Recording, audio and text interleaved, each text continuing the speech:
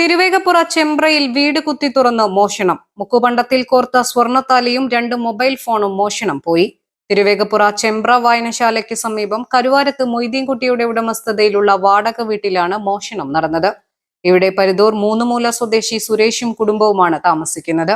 ചൊവ്വാഴ്ച രാത്രി ഉറങ്ങാൻ കിടക്കുന്നതിനിടെ മുറിയിലെ അലമാരയിൽ ഊരിവെച്ച മുക്കുപണ്ടത്തിൽ കോർത്ത സ്വർണത്താലിയും മറ്റൊരു മുക്കുപണ്ടവും ജനലിന് സമീപം വെച്ചിരുന്ന 2 മൊബൈൽ ഫോണുമാണ് മോഷണം പോയത്.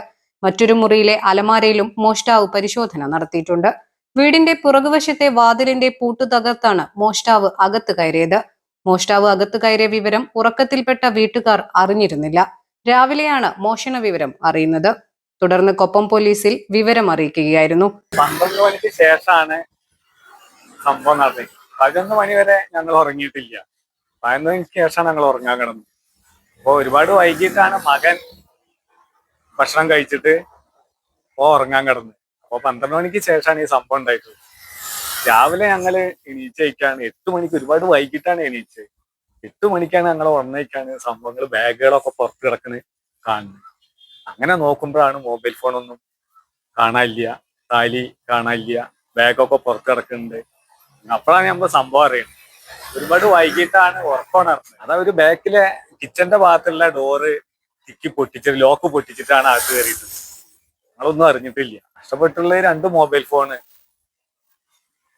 2.5 പവന്, 2.5 ഗ്രാമിന്റെ ഭാര്യയുടെ ചെയിനുമുണ്ടായ താലി, ഇത്രയും നഷ്ടപ്പെട്ടുള്ളൂ. ഓരോ നഷ്ടപ്പെട്ടു.